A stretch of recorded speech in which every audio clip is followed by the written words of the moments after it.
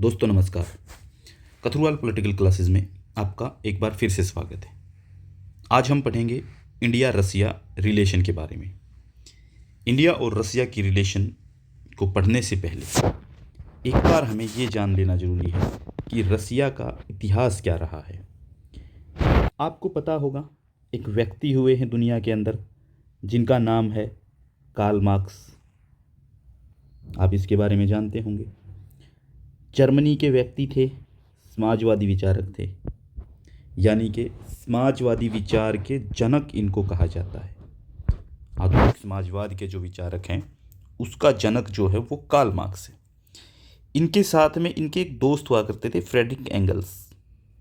ठीक है, इन दोनों ने मिलकर के एक किताब लिखी थी, या हम कह सकते हैं एक डॉक्यूमेंट लिखा था जिसका नाम था साम्यवादी घोषणा पत्र। ठीक है, दूसरी एक और किताब लिखी गई थी जो कि कार्ल मार्क्स ने स्वयं लिखी थी, जिसका नाम था दास कैपिटल। ठीक है, तो ये सब चीज़ें जो लिखी, ये जो समाजवादी विचारधारा पैदा की, इसका क्रेडिट कार्ल मार्क्स को, फ्रेडरिक एंगल्स को, इन दोनों को जाता है। तो इन दोनों ने जो है उस समय पे दुनिया के अंदर ये कहा मिल करके, साम्यवादी घोषणा पत्र जो इन्होंने लिखा था 1848 के अंदर, तब इन्होंने कहा था कि दुनिया के अंदर जो है वो क्रांति होगी। और क्रांति जो है वो किसके खिलाफ होगी? वो क्रांति होगी कैपिटलिज्म के खिलाफ। कैपिटलिज्म के खिलाफ। ठीक है, क्रांति किसके खिलाफ होगी? कैपिटलिज्म के खिलाफ।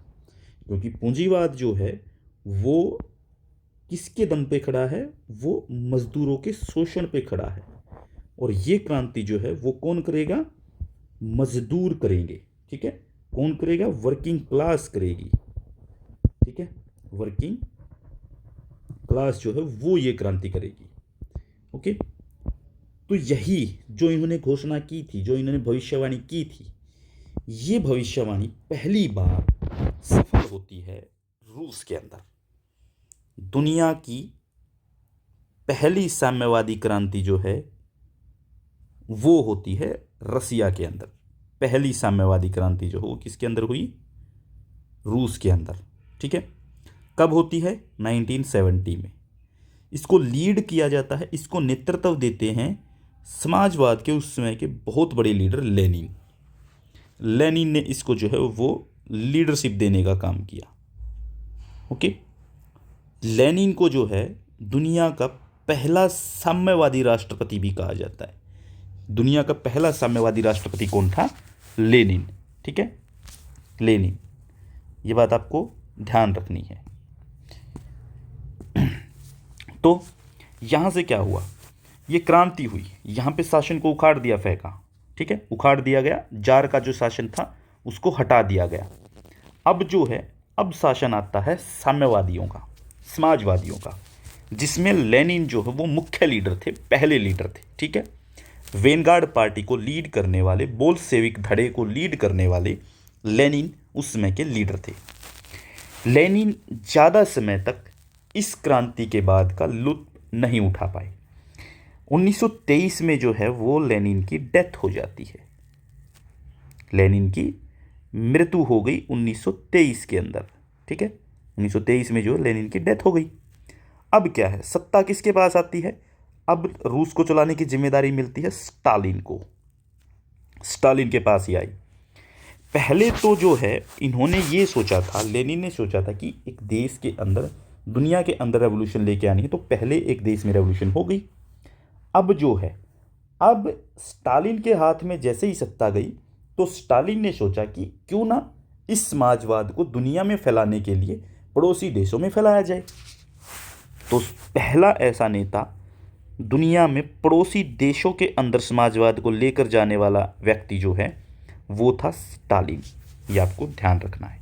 ठीक है, तो रसिया को जो है पड़ोसी देशों में लेके गए साम्यवादी विचार को, समाजवादी विचार को। तो उस समय पे इन्होंने रसिया को क्या बना दिया? यूएसएसआर। क्या घोषित कर दिया? यूएसएसआर। किसने बना दिया? स्टालिन ने। ठीक है, स्टालिन ने जो है यूएसएसआर बनाने का काम किया। यूएसएसआर किसने बनाया? स्टालिन ने। ठीक है, तो उसके बाद क्या हुआ, ये चलते हैं, इनकी ग्रोथ हो रही है धीरे धीरे, ये काफ़ी अच्छे तरीके से आगे बढ़ रहे थे दुनिया के अंदर। उसके बाद सेकेंड वर्ल्ड वॉर शुरू होता है 1939 में। कब शुरू होता है? सेकेंड वर्ल्ड वॉर शुरू होता है 1939 में। ठीक है, तो ये चलता है 1945 तक। इसके अंदर क्या हुआ, इसके अंदर जो है, जो ब्रिटेन और फ्रांस, वो जो बड़ी ताकतें थी, वो दोनों ताकतें खत्म हो गई। कौन सी कौन सी? ब्रिटेन और जो फ्रांस है वो खत्म हो गई। अब नई ताकतों का जन्म हुआ। नई ताकतें जन्म लेकर आती हैं। एक तरफ आ जाता है यूएसए और दूसरी तरफ आ जाता है रसिया। ठीक है, दोनों जो है, यूएसए जो है वो लीड कर रहा था किसको? यूएसए लीड कर रहा है यहाँ पे कैपिटलिज्म को, कैपिटलिज्म को। ठीक है, और रसिया किसको लीड करेगा? रसिया लीड करेगा सोशलिज्म को, यानी कि साम्यवाद, समाजवाद को। और इन दोनों के बीच में जो है वो हो जाता है झगड़ा शुरू। इन दोनों के बीच में क्या है, वो वॉर की स्थिति बन जाती है इन दोनों के बीच में। ठीक है, वॉर की स्थिति क्रिएट हो गई। क्या हुआ? युद्ध हुआ नहीं, लेकिन युद्ध की स्थिति बनी रही, और उसी को कहते हैं शीत युद्ध। युद्ध की स्थिति बनी रही, उसको कहते हैं शीत युद्ध। और साम्यवाद जो है उसको रिप्रेजेंट कर रहा था रसिया, और रसिया कह रहा है कि अब दुनिया को हमारे तरीके से चलाना है। अमेरिका कह रहा नहीं, हमारे तरीके से चलाना है। तो ये कोल्ड वार चलता है, और इस कोल्ड वार का जो शुरुआत है वो 1945 में होती है, और इसकी जो समाप्ति है, कोल्ड वार कब तक चलता है? वो चलता है 1990 तक, 1990 तक। उसके बाद जो है सोवियत यूनियन यानी कि रसिया, यूएसएसआर, वो टूट जाता है। कब टूट जाता है? वो टूट जाता है 1991 में, दिसंबर 1991 में सोवियत यूनियन टूट गया। यूएसएसआर के जैसे ही सोवियत यूनियन टूटा, उसके टूटने के बाद में जैसे ही यूएसएसआर ख़त्म हुआ, उस समय पे जो रसिया के राष्ट्रपति थे वो थे मिखाइल गोर्बाचेव। वहाँ के राष्ट्रपति थे मिखाइल गोर्बाचेव। ठीक है, तो विघटन के बाद रसिया का जो पहला राष्ट्रपति बनता है, विघटन के बाद जो है रसिया का पहला राष्ट्रपति बना जो, वो था बोरिस नेल्त्सिन। ठीक है, और वर्तमान में जो राष्ट्रपति बने हुए हैं फिलहाल, जिसकी आप बात करेंगे कि कौन वहाँ का राष्ट्रपति है, तो वो बने हुए हैं फिलहाल में व्लादिमीर पुतिन। कौन है? Vladimir Putin. ठीक है, तो अब रसिया के अंदर जो है वो जो साम्यवादी प्रणाली थी 1917 में जो शुरू हुई थी, वो ख़त्म हो चुकी है। अब वहाँ पे क्या शुरू हो चुका है? लिबरल प्रणाली। ठीक है, लिबरल डेमोक्रेटिक नहीं है, लिबरल सिस्टम जरूर शुरू हो चुका है। लिबरल सिस्टम का मतलब है कि लिबरल कैपिटलिस्ट सिस्टम शुरू हो चुका है। कैपिटलिस्ट आइडियोलॉजी वहाँ पे अब काम कर रही है। ठीक है, ये थोड़ा सा इतिहास था। एक चीज़ और दिखाता हूँ आपको ये संशय होगा ये देखने में कि रसिया के अंदर कौन कौन से देश शामिल थे उस समय पे, जो उसको पूरा सोवियत यूनियन बना रहे थे। तो ये तो है रसिया जो आपको दिख रहा है। ठीक है, और रसिया के दो पार्ट हैं, एक है रूस का यूरोपियन भाग, और दूसरा है इसका एशियन भाग, यानी कि रसिया एशिया और यूरोप दो जगह फैला हुआ है। इस पार्ट को जो है, इस पार्ट को यूरेशिया बोला जाता है, यूरेशिया। ठीक है, तो रसिया का जो ये भाग है, ये भाग जो है ये विकसित भाग है, यहाँ पे जो ये विकसित भाग है। और जो एशियन भाग है जिसको आप कहते हैं साइबेरियन पार्ट, तो ये साइबेरियन पार्ट जो है ये कम विकसित पार्ट है। लेकिन अब क्या है, इसके ऊपर ज़्यादा फोकस किया जा रहा है। अब जो है, अब वो इसके ऊपर जो है वो ज़्यादा फोकस किया जा रहा है। ये कम विकसित है, लेकिन अब इसके ऊपर फोकस जो है वो ज़्यादा हो गया है। ठीक है, साइबेरियन पार्ट के ऊपर, एशियन भाग जिसे आप कहते हैं। ओके, इसके अंदर जो देश शामिल थे उस समय पे, कौन कौन से देश? कुल मिलाकर के 15 देश थे। ठीक है। तो 15 देश में कौन कौन से शुरू कीजिए? इस्टोनिया, ठीक है, लातविया, ठीक है, लिथुआनिया, ठीक है, बेलारूस, ठीक है, बेलारूस। उसके बाद ये छोटा सा देखिए मोल्डोवा, मोल्डोवा। और फिर ये यूक्रेन, जहाँ पे आजकल वॉर चल रहा है। यूक्रेन पहले सोवियत यूनियन का पार्ट था। फिर यहाँ पे जो साथ में लगता है अर्मानिया, सॉरी यहाँ पे जो साथ में लगता है ये है जॉर्जिया। इसके नीचे साइड में लगता है अर्मानिया, और इनके दोनों के नीचे जो साइड में लगता है वो अजरबैजान। और इधर जो लगता है ये लगता है तुर्कमेनिस्तान, ठीक है। और जो रसिया से एक भाग लगता हुआ ये कजाकिस्तान, ठीक है। और तुर्कमेनिस्तान के साथ लगता हुआ और कजाकिस्तान के साथ लगता हुआ है अजरबैजान, ठीक है। और उसके बाद आता है आपका किर्गिस्तान, और फिर आता है ताजिकिस्तान। तो कुल मिलाकर के ये 15 देश शामिल थे रसिया के साथ में, ठीक है। और नीचे की तरफ आते हैं तो यहाँ पे ईरान आ जाता है, यहाँ पाकिस्तान आ जाता है। और ये वाला जो एरिया है जो ये आपको दिख रहा है ये लीजिए बना ही देते हैं इसको। ये वाला एरिया जो ये अफ़गानिस्तान है, ये लिखा भी हुआ है। ये ईरान बना हुआ है, ठीक है। और ये पाकिस्तान बना हुआ है, ठीक है। और हमने ये थोड़ा नक्शा जो है वो थोड़ा सा गलती से बन गया है। ये ऐसे बनना था, यहाँ से शुरू होना था। ये इंडिया है, और ये इधर जो है ये इंडिया यहाँ पे बन के ये नेपाल, भूटान, और ये जो ये इंडिया बनता है यहाँ पे। और ये यहाँ पे चाइना है ही आपका, ठीक है। फिर ये जहाँ पे ये म्यांमार है, लाओस है, वियतनाम है, थाईलैंड है, कंबोडिया है, ये देश है। ये अलग है, ये मामला अलग है। ये आपको दिख रहा होगा लिखा हुआ व्लादिवोस्टोक क्या है, ये बताएंगे आपको, बाद में बताएंगे, आगे आएगा जब पार्ट इसमें बताएंगे। देखिए इसके अंदर है क्या, ये आपने समझ लिया कौन कौन से देश शामिल हैं, कैसे मैप बना हुआ है, ठीक है। ये पूरा का पूरा ये रसिया कैसे बना हुआ है। आगे चलते हैं, इंडिया रसिया रिलेशन के बारे में बात करते हैं। अब ये तो थी रसिया के बारे में कुछ जनरल डिस्कशन जो रसिया के बारे में हमें समझनी जरूरी थी, ठीक है। अब इंडिया और रसिया के रिलेशन को समझते हैं। एक चीज़ आपने देखी, रसिया टूटता है कब? 1991 में। तो हमारे रिलेशन भी दो तरीके से होंगे। एक रिलेशन होंगे कि भारत 1947 में आज़ाद हुआ तो 1991 तक रिलेशन चलेंगे। दूसरे रिलेशन चलेंगे 1991 से आज तक, यानी 2023 तक क्या रिलेशन चल रहे हैं। इन चीज़ों को देखते हैं, ठीक है। ये भी दो पार्ट में आएंगे। ये भी जैसे 1991 से 2000 तक जाएगा, फिर जो है वो 2000 से जो है वो 2023 तक जाएंगे। इस तरीके से रिलेशन डिवाइड होंगे। 1947 से 1991 तक क्या है कि हमारे जो रिलेशन है वो काफ़ी अच्छे रहे हैं, संबंध काफ़ी अच्छे रहे, ठीक है। यूएसएसआर ने जो है भारत के आज़ाद होने से पहले जो है भारत को 4 महीने पहले कह दिया कि भारत एक सॉवरन कंट्री है, भारत आज़ाद कंट्री है, उसको मान्यता दे दी भारत को, ठीक है। उसके आज़ाद होने से 4 महीने पहले, अगस्त में आज़ाद होते हैं तो अगस्त से 4 महीने पहले हमें, ठीक है, यानी कि अप्रैल में हमें बोल दिया गया कि आप स्वतंत्र हैं, आप रहिए आराम से। ये रसिया ने समर्थन किया भारत का। कश्मीर के मुद्दे पे रसिया जो है वो हमारे साथ रहा 1991 तक लगातार। 1962 में चीन ने जब भारत पे आक्रमण किया तो रसिया ने कुछ नहीं बोला, ठीक है। तो रसिया थोड़ा चुप रहा, चुप रह करके भारत का साथ दिया, और जहाँ पे थोड़ी बहुत ज़रूरत थी वहाँ पे भी साथ में रहे।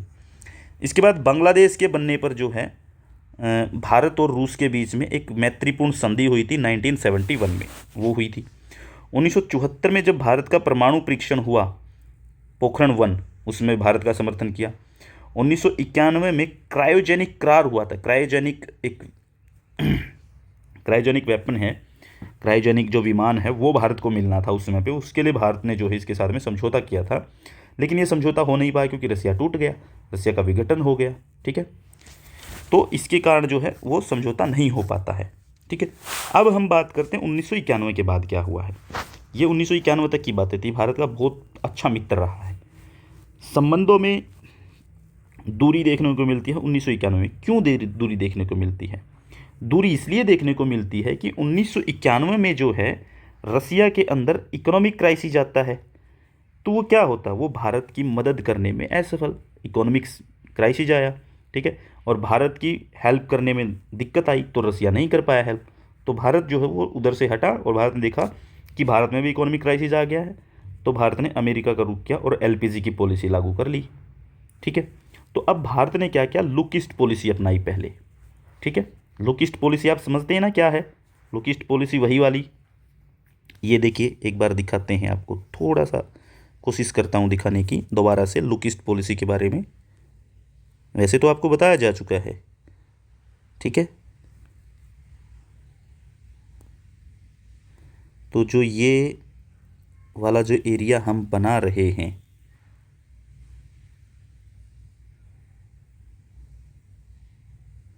ये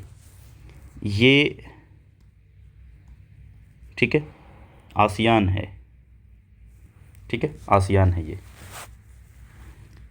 ये है इधर वाले जो देश हैं, यानी कि भारत जो लुक ईस्ट पॉलिसी इंडिया ने इस तरफ देखना शुरू किया, यानी कि ये देश काफ़ी डेवलप हो रहे थे, धीरे धीरे करके अपने आप को डेवलप कर रहे थे, तो भारत ने 1992 में जो है लुक ईस्ट पॉलिसी को अपना लिया। इन देशों की तरफ देखा कि ये कैसे डेवलप हुए, हम भी इनकी तरफ डेवलप होने की कोशिश करते हैं, ठीक है।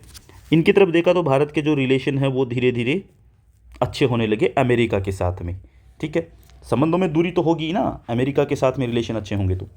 भारत ने एलपीजी पॉलिसी को अपना लिया, अमेरिका ने जो दी थी भारत को, ठीक है। रूस भी जो है अब लुक वेस्ट पॉलिसी की तरफ ध्यान देने लगा कि लुक वेस्ट की तरफ जाएंगे, वेस्ट को देखेंगे।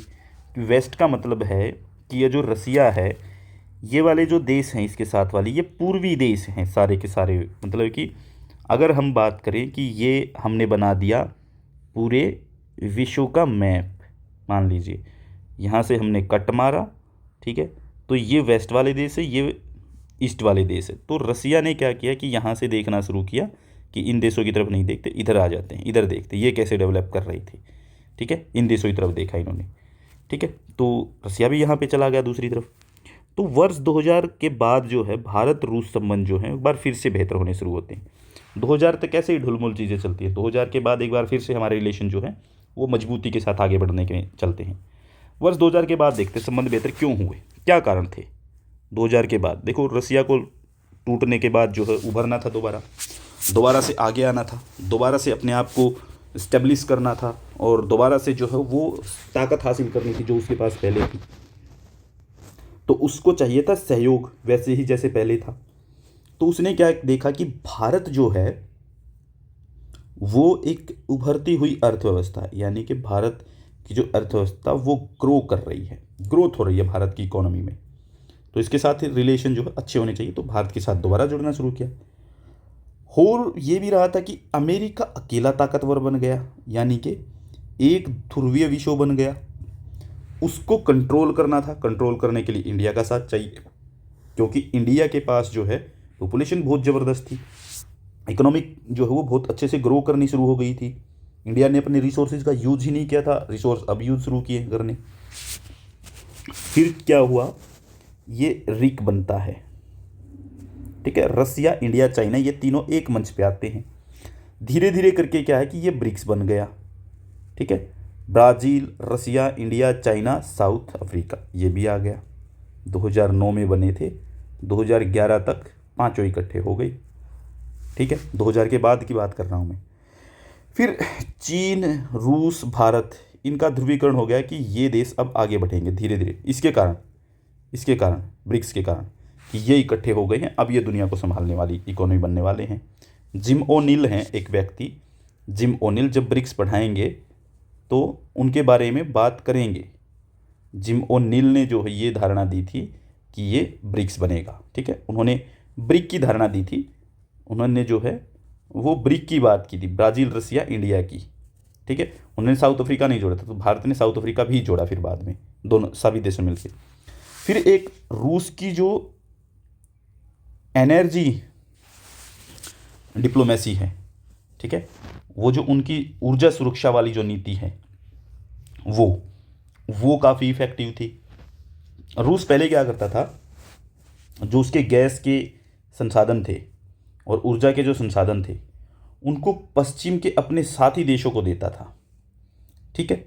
लेकिन अब उसे क्या ज़रूरत थी कि देखिए मैं आपको दिखाता हूँ, जैसे ये देखिए, इसको पहले हटाते हैं हर चीज़ को यहाँ से, ये ठीक है, ये लीजिए, ये हट गए। अब देखिए रूस क्या करता था, रूस जो है वो एक काम करता था पहले। ये जो एरिया है, इस एरिया में रूस के पास जो गैस और ऑयल इनके बहुत संसाधन हैं। तो इसका जो रुझान था ना वो ऐसे था, वो ऐसे काम करता था, ऐसे उसने सारी सप्लाई कर रखी थी कि सारे संसाधन जो हों वो इधर से इधर जा रहे थे, क्योंकि ये इसके साथ ही देश थे, इनको जिंदा रखना था, तो सारे संसाधन इनकी तरफ भेज रहा था। अब रूस ने क्या किया, अब रूस ने पलटा खाया।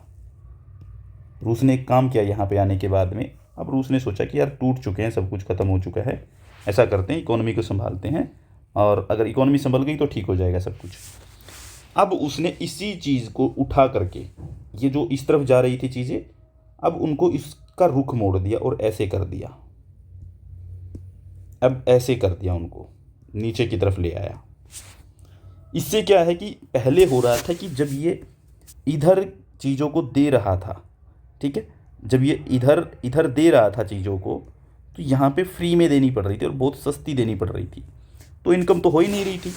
इधर जब देने की बात आई तो इन्हें इसने क्या किया कि भाई दुनिया ही जब ऐसे चल रही है तो हम क्यों नहीं चले, व्यापार करना ही है, पैसा कमाना, इकोनॉमी तो अपने संसाधन को बेचने से ही मजबूत होगी ना। तो इन्होंने अपनी इकोनॉमी को मजबूत करने के लिए इन संसाधनों को, गैस को, ऑयल को इधर भेजना शुरू किया। ठीक है, इधर भेजे तो उसकी इकोनॉमी जो है रसिया की वो मजबूत होनी शुरू हो गई।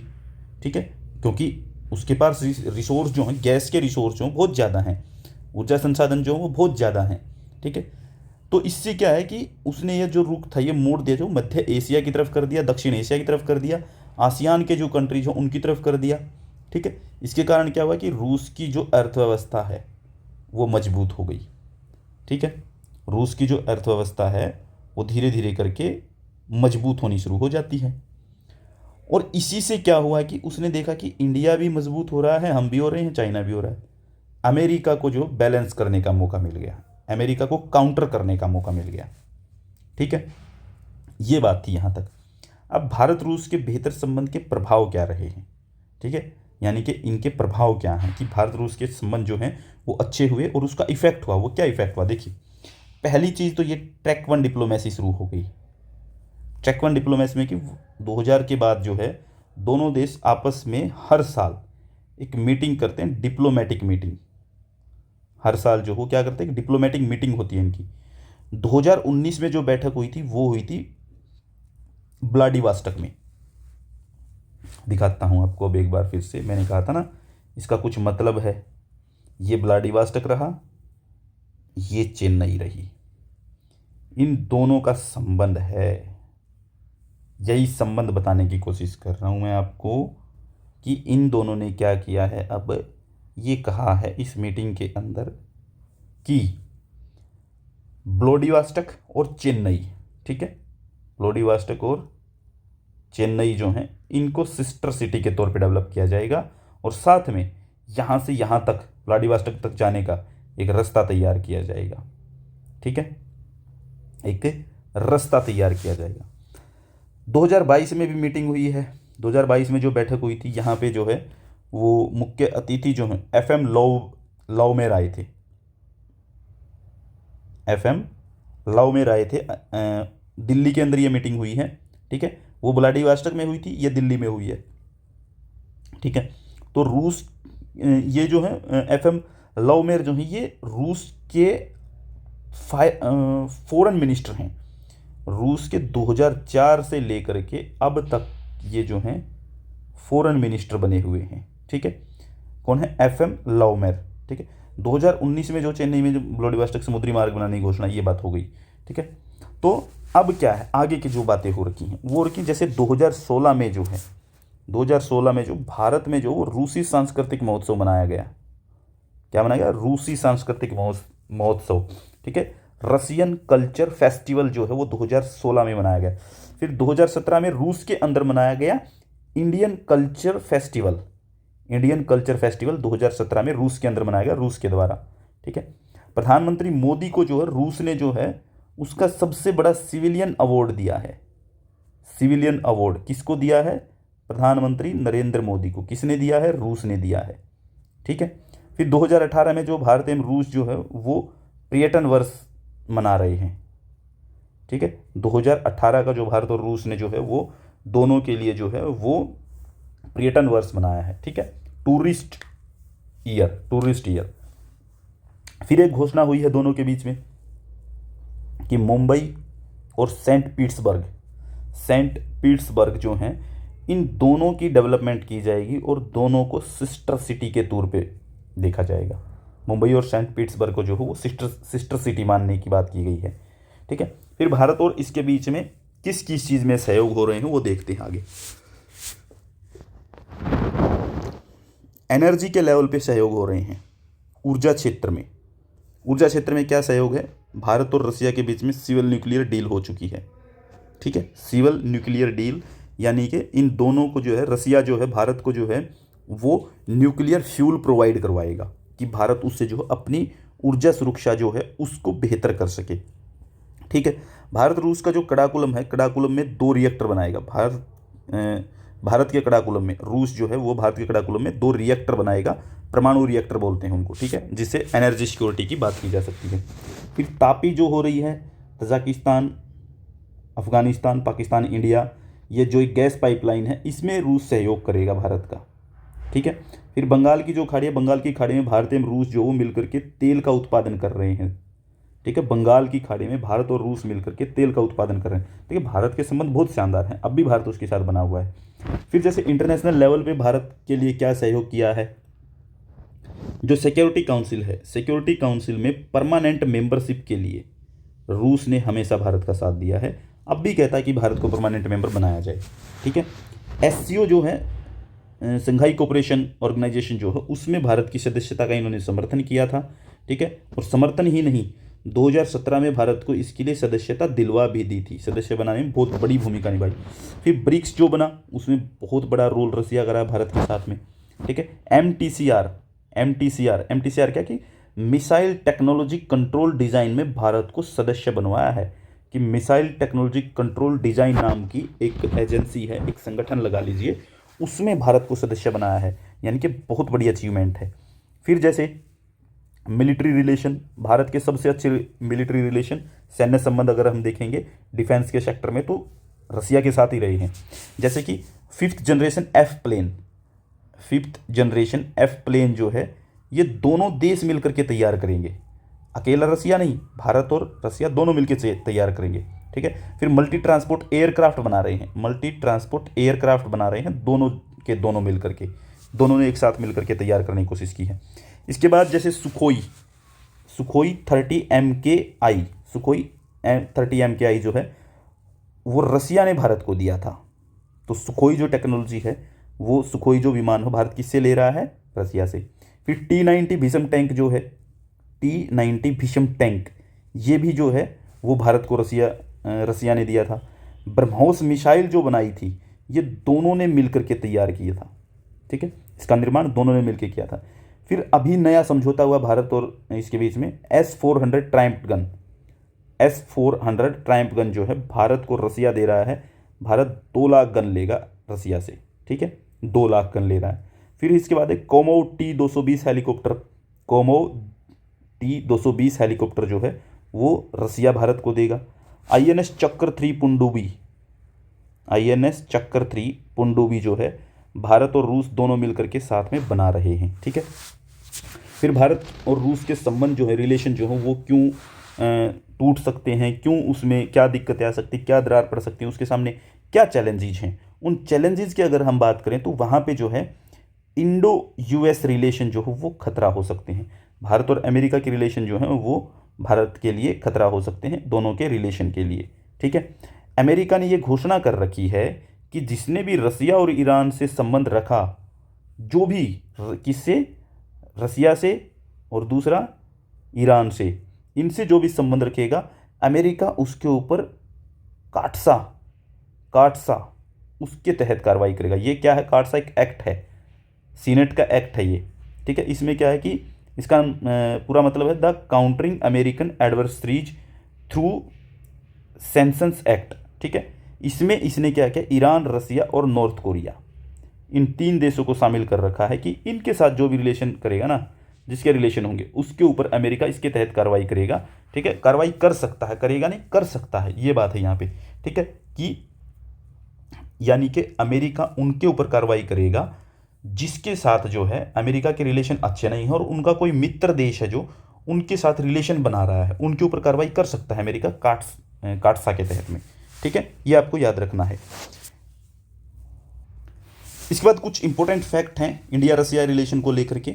ठीक है, जैसे 1965 का जो ताशकंद समझौता हुआ था, ताशकंद एग्रीमेंट इंडिया और पाकिस्तान के बीच में, उसमें मध्यस्थता करने वाला देश जो है वो रसिया था। ठीक है, उसके बाद 1971 में भारत रूस की मैत्री संधि हो रखी है, ये आपको पता ही है, कई बार डिस्कशन में आ चुकी है।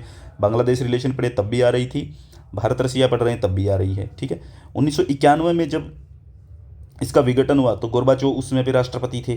ठीक है, मॉस्को में जो है आज के समय पे दर्शन शास्त्र की पढ़ाई के लिए, फिलोसफी की पढ़ाई के लिए वहाँ पे महात्मा गांधी चेयर बनाई गई है, यानी कि शोध पीठ बनाई गई है दर्शन शास्त्र में, यानी कि जो फिलोसफी है, फिलोसफी के फील्ड में जो पढ़ाई होती है उसके लिए जो है महात्मा गांधी चेयर बनाई गई है, जिसके ऊपर महात्मा गांधी के ऊपर जो है वहाँ पे रिसर्च करवाई जाएगी, वो बात हुई है।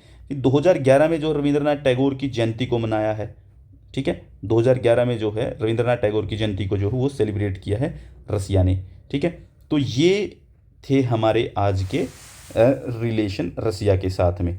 ठीक है, तो रसिया के रिलेशन को हम ख़त्म करते हैं। ठीक है, अब नेक्स्ट पढ़ेंगे, नेक्स्ट में जो है वो हम पढ़ेंगे इंडिया और यूएसए के बारे में, इंडिया और यूएसए के बारे में, उसको जो है नेक्स्ट क्लास में देखते हैं। तब तक के लिए धन्यवाद।